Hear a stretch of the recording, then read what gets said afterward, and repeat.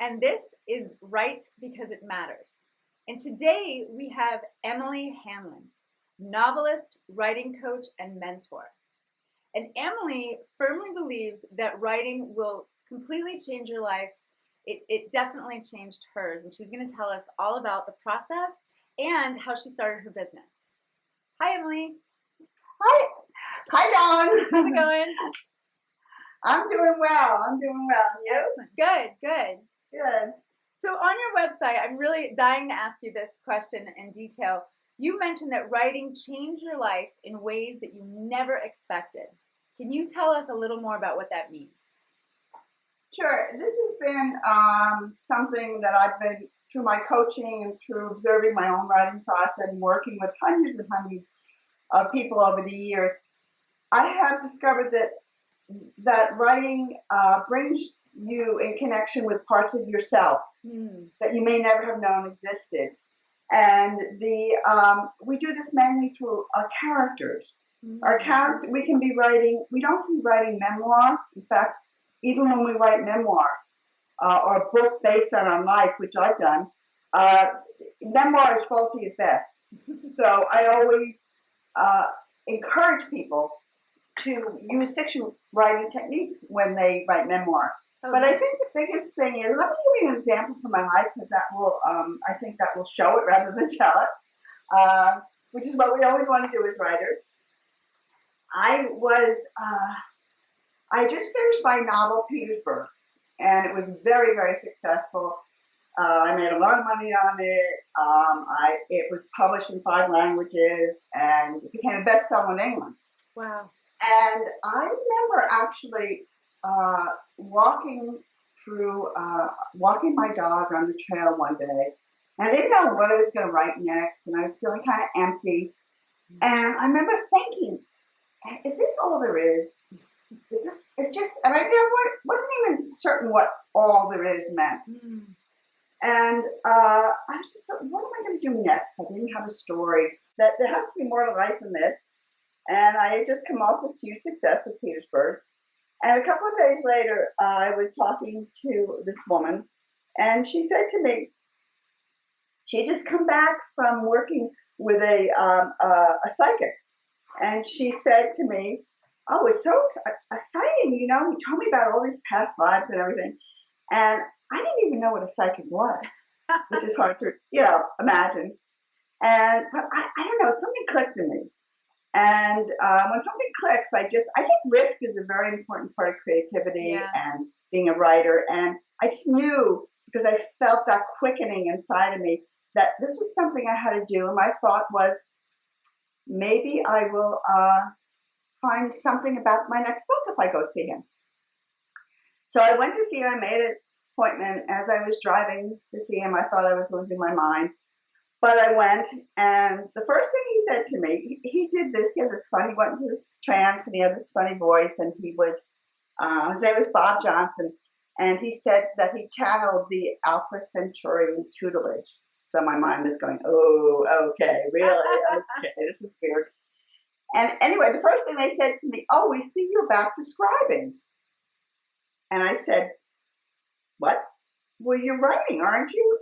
And I said, yes. And he started telling me about this past life that I had as a scribe in Palestine or something. Anyway, I got kind of caught up in it, and he started telling me about all these lives I had. And as a Christian mystic and as a slave and all this different stuff. And it was pretty exciting to my imagination, but I didn't have any idea of what it would do to my writing. Let me back up just a minute, because I had been having these images of what I can only call a goddess, a priestess. And I was not involved in any kind of spirituality or goddess stuff, or anything like that. But she had long dark hair, and she was wearing this turquoise gown. And I would say, why are you coming to me? Who are you? If you're in my book, tell me. And about 4 days after I went to see Bob, she started talking to me. And what that did to me is it gave me a purpose in life. Through her, through my character of Lyra and many other characters in the book, I began to have a different sense of myself and what was important in my life. It had nothing to do with the story I was writing about, but because of the journey she took me on, I found parts of myself that I didn't know existed. Wow. Right? I feel it moving even now as I talk. And it gave me a strength I hadn't had before and a belief in myself. And I've had a lot of trouble selling that book, and I never, ever regret having written it because it was a turning point in my life. It made me a better teacher. It certainly made me a better human being. Wow. And yeah, it was a really, really powerful experience. And I have worked with many students who have their own versions of, by pursuing the characters, by opening to characters who really scare them. Like Lyra scared me. I didn't want her. I wanted her to go away. And when I work with students, I support them in opening to characters. Characters don't know exist. To me, that's the most exciting part. I'm working with this guy, Mark, who came to me and he had no connection to writing. His emotions were he would say himself, his emotions were frozen. And we worked on this. And this character came out of him who terrified him. And he was a very emotional young man character. Anyway, he's finished his book. It's a fabulous book. He's changed as a person. He started his second book, and the new character is bouncing off the page, and it changed him. Wow. And to me, this is the real power of writing. But we have to take the risk of writing and where we're being called. And there are a lot of memoirs that, I'm working with some of my clients that are very deep and there's a lot of shame and a lot of pain in those memoirs. Yes. But I do like this idea that you can rewrite your story. Yeah. Can you tell us more about the power of that, of just the power of story? I'm sure you've experienced it with your clients, with yourself, that, you can heal different parts of yourself through metaphor, through story. I'm sure that you've witnessed that in your clients, taking them from the beginning of a book to the end of the book. Yes. Can you tell us a little more about that process that you've witnessed in people? Well, I think that fiction writing is basically a healing process for the writer. And I try when I work with people to tell them to forget being published. When you finish the book, if you want to be published, I certainly know how to get a book published. I've had 7 books published. I know about getting published. But put it aside because that's going to bring up your inner critic. Oh, wow. That's coming from your left brain, and where you want to be is in your right brain. You want to be in your imagination. The power of the imagination and the images is, the image is the bridge to the unconscious. So as writers, we use words to get it across the way mathematicians use numbers and musicians use notes. But it's really the images that we get through the characters that are so, so powerful. And I think when we fall into our imagination, we lose control, our conscious control of the material. And when we go into the imagination, we go from the known to the unknown. So when you're writing a memoir, you are writing from what you know or believe is true, even if you can't remember. And you have an axe to grind. Usually. There's some kind of axe. It's a hurt, I was very hurt by what my father did. Yet the book is very loving. Yes. It's a very loving book. And so when you go into the imagination is cosmic. And there's nothing you can't do, see, experience in the imagination. And when you go into the imagination, your woundings, your story gets transformed into something that is imagined but true. There's this wonderful quote, Maggie, I can't remember her last name, but she said she was a storyteller. I wish I could remember her name, but I can't. Maggie something. And she said, all stories are true and some actually happen. Ah, that's good. Is that great? Oh, that's great. I love it. And that's what I believe the imagination is true. It happens is when you go with all your pain, Yes. with all your suffering. We go. That's the healing part of the journey, is that we transform our pain. And we let go. The story we tell, let me put it this way, the story we tell as fiction writers, even when it's based on our life, even when we're doing a memoir, the story that we tell is more powerful because it's coming from the unconscious. And the unconscious has feelings and emotions that I think are so much bigger and deeper and more compassionate than we can have when we're stuck in our ego pain. So we write these stories. It's like Angela's Ashes. Do I believe that everything, as a 4-year-old, he could remember everything that happened? I didn't even read that book as a memoir. It was a fantastic novel. And I think that's one of the things that made it such a powerful book. It was a story. It's a story. It's a story. He's telling a story. We're telling a story. We are basically storytellers. My editor at Bradbury Press, the guy I wrote the kids' books for, he said to me one day, he said, "Emily, don't ever be an author. Always remain a storyteller." Oh, that's and great. I love that. That's I live great. by that. Is that what keeps you going? I mean, 7 books. I mean, that's a great. And you're a coach. You're coach people on novels. You're a mentor, but you've written 7 books that I mean, I'm getting the feeling that what keeps you going is the imagination and the storytelling. Because I love that you said don't write with the intention on, oh, this has to be published. Because, one might be a bestseller and the other one may not, but that doesn't make it less of a great story. Exactly. That's exactly true. Yeah. And what was your question? Oh, what keeps you going? So from one book to the next book, have you ever felt tired or drained or worried that your left brain is taking over? Or, how do you keep in that imagination, in that flow? Okay, yeah, and that's what I'm actually giving a free telephone seminar next week just on this, on how we keep the imagination alive and feeding us and nurturing us. And I think what happens is, I'm afflicted by my inner critic, by my left brain, by my fears, my need to be published, whatever. But what happens is when we fall into character, when we become our characters and we fall into our story, Carl Jung said that Goethe did not create Faust, but Faust created Goethe. Oh, wow. And isn't that great? Yeah. And that's what I believe happens when we give up control of the writing to our characters. Oh, nice. And then when we do that, we're lost in the landscape and in the characters. And our ego fears, our inner critics don't touch us. I mean, I can... when I'm deeply in a book, I can sit and write for 4 hours at a time. And that time is out of time. Yes. Now, the inner critic may come in and slam me after I finish. Yes. That surely happens. That's when you put your armor on, right? Glorious. Yeah, and that's what keeps me going. That's what keeps me going because, and I do that with my coaching too. I actually do more coaching now than writing. I wrote for so many years.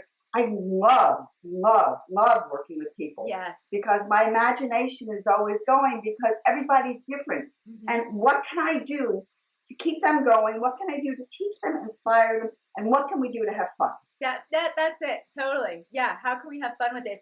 Even with the heavy stuff, I noticed that I love when you said the characters, and I'm going to bring it back to not just fiction because I do work with people in memoir and nonfiction, but there is a sense of character. There is a sense of creative nonfiction. And what I love is when someone says that they can't stop thinking about, say, it's a family member, and they actually almost become that family member while they're trying to get into the heads of that family member. So they actually take on a character of sorts, and so that's really, I agree with you that although it can be emotional, there's a sense of fun with the imagination that I think writers have. Like we want to be able to almost feel all the feelings, almost experience all the aspects of life in a way that's a little different than some of the other arts out there. I think so, because we have to be all things. Yes. Yes. And yeah, I agree. And I think you said something which reminded me of how I keep going. And when I'm deeply in a book, that story is with me at all times. Yeah. Even at an unconscious level. But sometimes I wonder how I get maybe from A to Z or A to W when I'm driving, because I am lost in the world of my imagination. Yeah. And it's just so freeing, because who I am without my imagination isn't always so great. I mean, it's hard being a human being. And it is not an easy feat by any means. No, it is not. But when we can experience it, this brings up something else. We experience the journey of the characters, our readers experience it, but we experience it even more deeply, I think. Mm-hmm. And I think it's very important that every story have resolution. It doesn't have to be a happy ending. But I get really upset at writers. I read a whole book, and you get to the end, and nothing's been resolved. Yes. Or characters just the way they were when the book began. Right. I've thrown books across the room. This is what I spent 500 pages and you're back, So I think that resolution is really, really important. The hero's journey, which is, when you think about the hero's journey, how the character starts is not how the character ends. Exactly. And that's true in life, for as well as, we go to story to resolve things within us, right? We have heroes as characters because there's a part of us we see in them, or a part of what we need to resolve in that resolution. So I agree. I agree. A good writer would, in whatever genre, is looking at, well, how does this resolve? What's the lesson, the deep lesson? And there's going to be some trials and tribulations and difficulties, and because that's what life is. But so I have a question. I would love to know this answer. How do you help someone get through writer's block? And I joke and say that there's no such thing as writer's block. It's thinker's block. But but really, so say you have a client comes to you and says, Emily, I'm stuck. What's your experience on why people get stuck and how to get them unstuck? Well, majorly, the inner critic is formed by stuff in their childhood, from the culture of the family, the religion, the school. Most people have an incident in life where they feel they were cut off at the knees with their creativity. And a lot of it is talking about it. And I feed back the sadness that they feel. I try to inspire them to see their own power. Mm-hmm. I try to get them to see that by writing about it through characters, they can overcome it. Mm-hmm. It varies so much from person to person. I think that one of the things I try to get them to laugh. Yes. I try to really have fun with it. Yes. And I try to work with them with the imagination and show them what they have, even if they haven't written a lot. So I have this technique I call interviewing the characters. And people get, oh my God, I can't, they have to talk in first person, and I tell them, don't think, because the character knows the answer to it. If I say, how old are you? And I'm talking to Susanna, and you pause, oh, how old am I?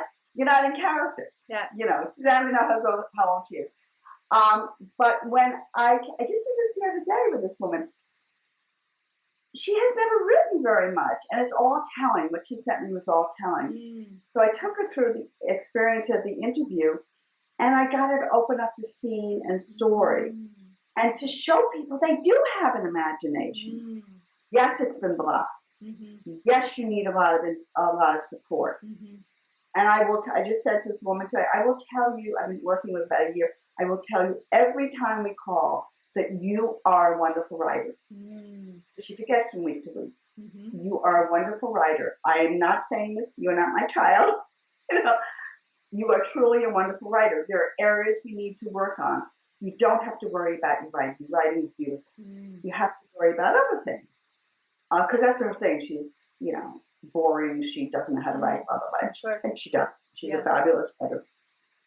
So I act as I feed people back. I feed my view of them back. And that's what my editor did, who I did the 5 books back with. I used to think I was seeing myself through his eyes. Because he kept on reassuring me that I had talent, that I was really good at what I did, that he loved working with me. And I love working with people I coach.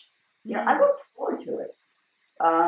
This is my passion now more than writing. It just is. I mean, it just is. I love working with people. Well, helping people and with their really imagination.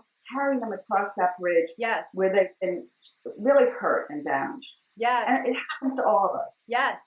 Well, it was funny. I was listening to an interview with Elizabeth Gilbert, and she said, and I agree, it's funny, when we're little, we don't forget how to draw, we don't forget how to paint, we don't forget how to tell stories, we don't forget how to beat on a drum, we don't, so she joked and she said, you'll never put a pile of Legos in front of a 4-year-old and have them say, well, I have to think about this.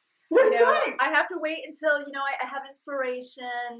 I'm not very good at putting these Legos together. They just start putting the Legos together because why not?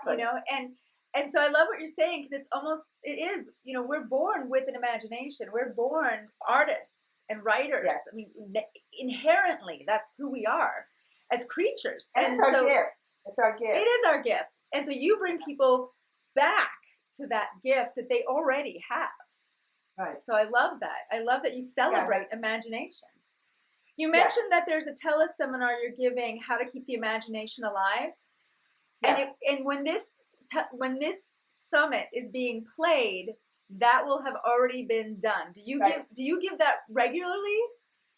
I am going to give a series of free teleseminars, and I will make them available at different times. So if the audience emails you, so if the audience is listening to this, they can email you and say, "Hey, Emily, when's the next when's your next series?" Or because I think that's a great teleseminar for this audience to really keep their imagination alive. I love that. Yeah, and also I did another one a couple of weeks ago about the power of fun in the imagination. Oh wow! And power of fun is being a writer. Oh wow! We forget that. We forget. We do. That's what you said about the 5-year-old. How great is this? We can live in our imagination. That's great. Yes. Yeah. This is fantastic. Any other advice you would like to give someone out there who is really on this journey of writing and maybe feeling slightly hesitant or wondering, does it really matter if they tell their story? Is there some advice you want to give to them? They're thinking, why should I, what does it matter anymore? Yeah. Yes. I think that it matters because it matters a lot. This is what you're born to do. And this is how you express yourself. And I think that this is how you find yourself. This is how you heal yourself. This is how you it becomes your passion in life. Mm-hmm. And I think that there's, if you write a great story and it gets published and people read it, you're doing something wonderful. But I also think that it's important to look back and see where writers come from. Mm. And we come from the archetype of the storyteller. And the storyteller was central to the ancient communities because they held the stories of the people together. Mm-hmm. They didn't write it down. The stories and were passed on, and people gathered around to hear the stories of the storyteller. They were honored. Mm-hmm. And I believe that's part of what we carry. Mm. And it's a sad thing in this society that our culture is such, it's only the bestsellers and the, movie stars and everything. But no, we have something important to say. Mm-hmm. Not because we think it's important, but because in our hearts and guts, we know we have a story to tell that we need to tell. And when it's told, it will delight and serve other people. Yes. And you're saying something, and I don't want to say important, we're saying something that only we can say. Wow. I can only tell my story in my way. You can only tell your story in your way. There are, what do they say, 10 storylines in the world? Right. Nobody can write the story you write. Nobody. Excellent. And I think that's so important. Your story, and I mean all of our stories, you're born to write, you have the gift of writing. You got to take a risk. Yes.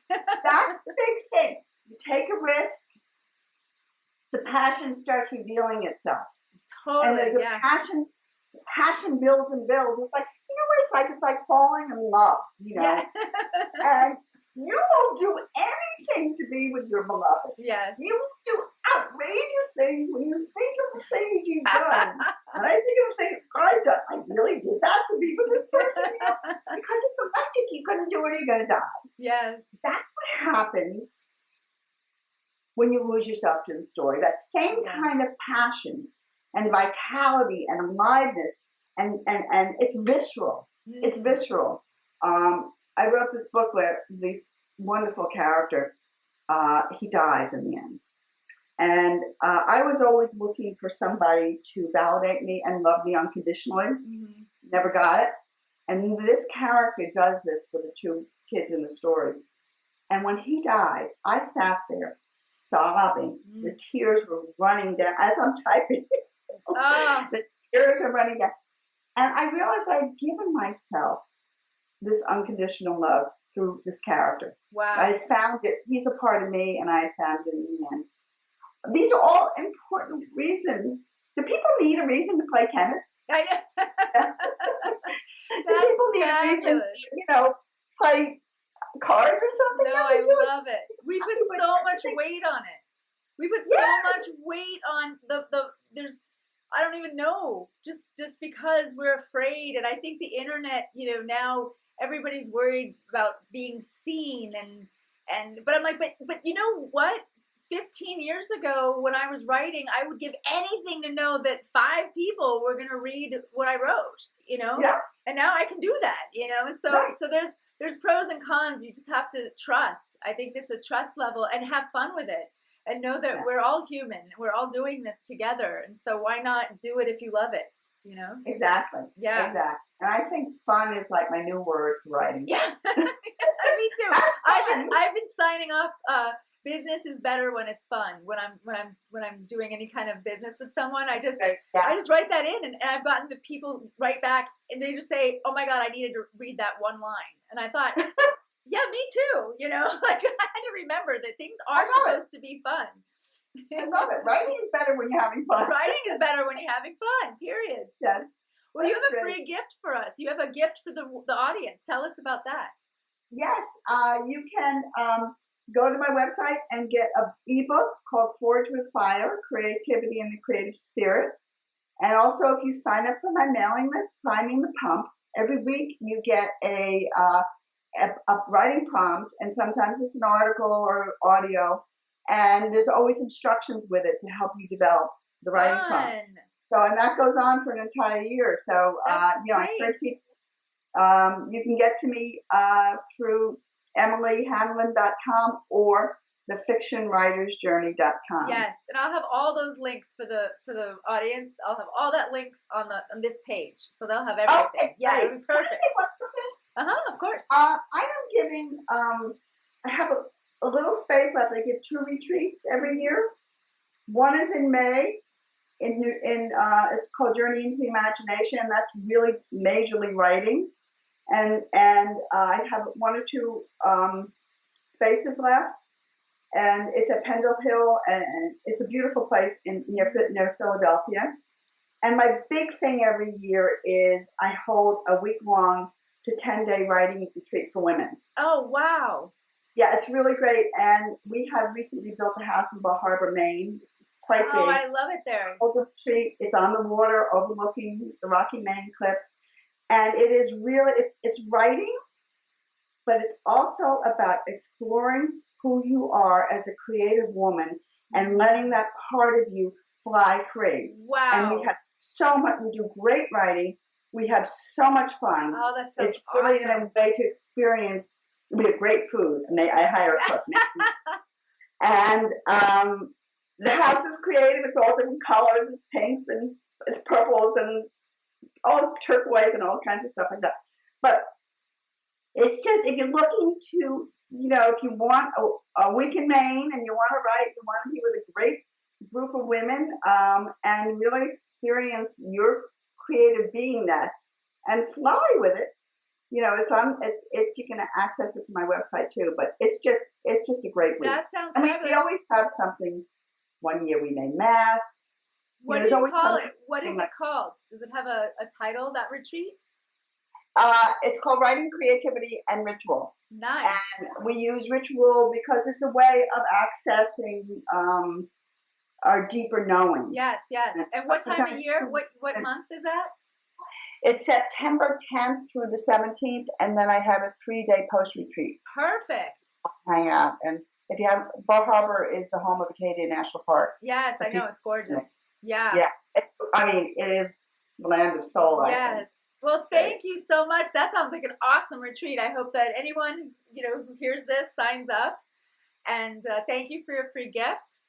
And I can't even tell you what a joy it's been talking to you about imagination and the writing process. I can tell you absolutely love what you do. And so I'm really honored. Thanks, Emily. This has been a treat. Thank you so much for having me. Okay. And we'll talk soon, okay? Okay. Great. Bye. Thank you. Bye.